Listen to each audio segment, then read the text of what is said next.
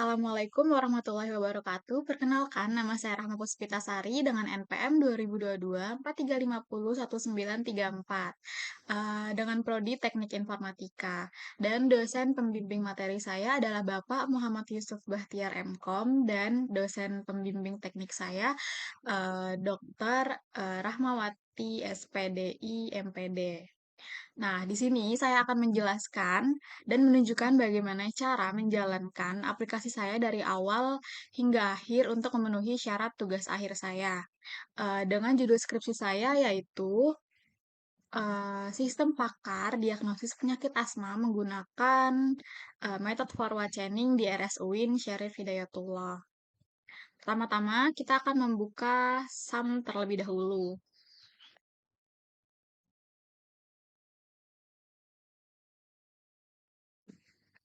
Nah, di sini kita akan menyalakan Apache dan MySQL-nya. Kita pencet tombol start-nya.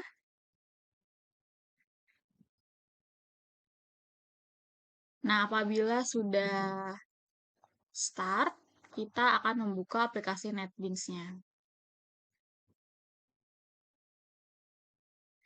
Nah, setelah di aplikasi NetBeans, kita akan menjalankan atau merun aplikasi sistem pakar diagnosis penyakit asma menggunakan metode forward chaining.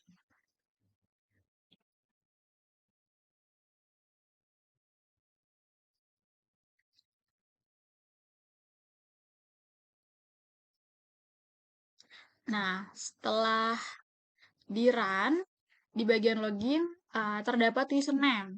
Username akan kita isi dengan admin dan passwordnya akan diisi dengan admin juga. Setelah login berhasil, akan langsung terhubung ke dashboard. Nah, ini dia dashboard aplikasi sistem pakar diagnosis penyakit asma menggunakan metode forward chaining di RS UIN Syarif Hidayatullah. Nah, di sebelah kiri ini ada menu-menunya, ada data pasien, data gejala, data penyakit asma, ada proses diagnosisnya, ada basis aturan, ada riwayat diagnosis, dan terakhir ada laporan. Yang pertama kita ke data pasien terlebih dahulu. Nah, di kelola data pasien ini, kita bisa menambahkan, mengubah, menghapus data pasien, dan akan langsung masuk tabel di sebelah kanan ini. Oke, kita coba isi ID pasiennya dengan angka 52. Namanya adalah Budi, jenis kelaminnya laki-laki, umurnya 39, dan kita akan isi nomor handphonenya. Setelah itu, kita akan isi alamatnya.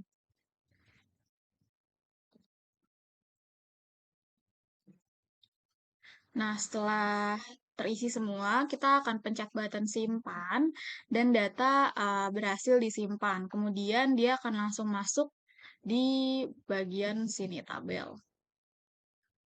Nah, untuk mengubah, untuk tombol ubah ini bisa dipencet seperti ini. Apabila ingin mengubah umur, kita tinggal pencet ini dan pencet ubah simpan.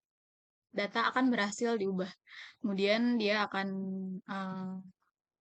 terubah di sebelah sini. Apabila ingin menghapus, akan seperti ini, dipencet aja dan kemudian tinggal hapus. Apakah Anda ingin menghapus data ini, tinggal pencet yes. Data berhasil dihapus. Seperti itu. Kemudian kita lanjut ke data gejala. Data gejala ini juga bisa diisi.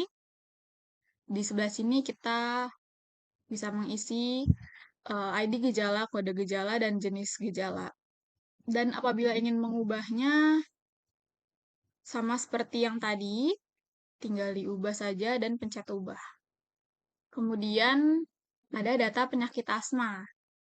Nah, di sebelah sini juga terdapat 6 penyakit asma. Dia juga bisa kita ubah kode penyakit dan jenis penyakit dan ada button-buttonnya seperti yang tadi. Kemudian kita akan masuk ke diagnosis.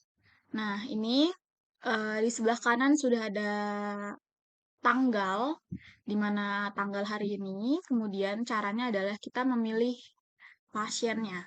Nama pasien yang tadi sudah di-input di bagian awal.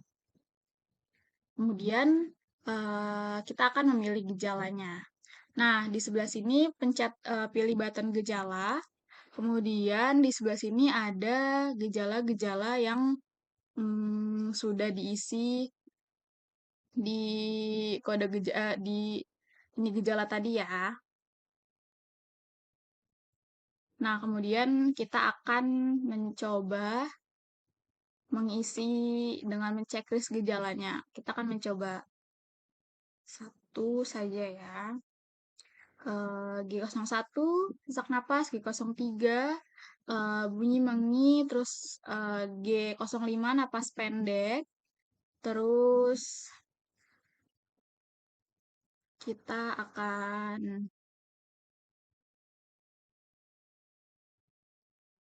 G abis G sebentar kita ulang. Kita ke G01 sesak napas, kita ke G03 nafas mengi, kemudian G04 dada terasa berat, kemudian G06 terpapar debu, dan G09. Nah, kemudian setelah kita menceklis di bagian sebelah kiri, kita akan menyimpan pilihan, simpan pilihan, kemudian pencet tombol orange di sebelah sini proses diagnosis.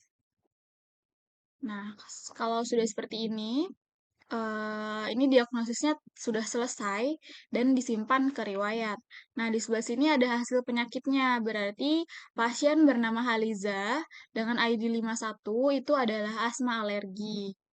Nah, solusi penanganannya di sebelah sini ada hindari paparan alergen seperti debu, serbuk bunga, bulu hewan, dan asap rokok. Jaga kebersihan lingkungan serta lakukan pemeriksaan rutin ke dokter apabila sering kambuh. Nah, untuk di bagian diagnosis ini kita tidak menggantikan dokter dengan meresepkan obat seperti itu. Jadi kita hanya solusi penanganannya aja. Apabila setelah selesai, kita akan pencet OK dan kita akan kembali ke dashboard-nya. Kemudian di sebelah sini itu adalah basis aturan. Eh, ini adalah basis aturan forward chaining. Terdapat 15 rule dengan kode dan kemungkinan penyakit. Bisa dilihat di sebelah sini. Kemudian kita lanjut ke riwayat diagnosis. Nah, di keluaran riwayat diagnosis ini adalah hasil dari proses diagnosis yang sudah dijalankan. Nah, kita akan pencet ini. Kemudian di sebelah kiri sudah terdapat ID, nama, gejala, hasil, dan solusi yang sudah dilakukan. Nah, di bagian sebelah sini kita bisa uh, mencetak data riwayat dari per tanggal, bulan, dan tahun. Nah, kita bisa cetak dari sini juga ya. Kita coba pencet cetak. Nah, seperti ini. Ini adalah laporan riwayat diagnosis seluruh pasien di semua tanggal, di semua bulan, dan semua tahun. Seperti ini. Bisa dicetak juga ke PDF. Nah, kemudian kita lanjut ke laporan. Di menu cetak laporan ini ada 4 menu. Yang pertama ada cetak laporan data pasien, yang kedua ada cetak laporan data gejala, yang ketiga ada cetak laporan data penyakit, dan yang terakhir adalah cetak laporan riwayat diagnosis. Nah, kita coba yang pertama dulu ya. Nah, di cetak laporan data pasien ini, eh, kita mencetak seluruh pasien seperti ini. Kita akan cetak ya. Dan ini akan otomatis menjadi PDF.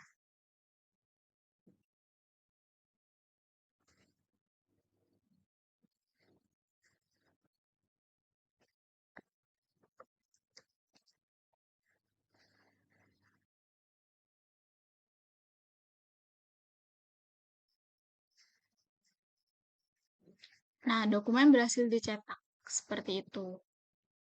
Dan dia otomatis akan tersimpan di file.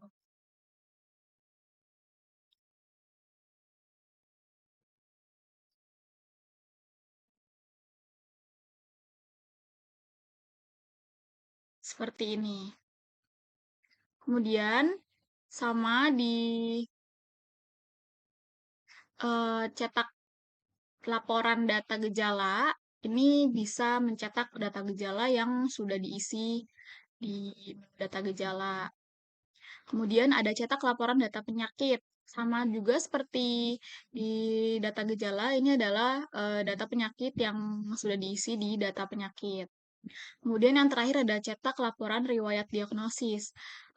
Ini cetak laporan yang kedua dari riwayat diagnosis.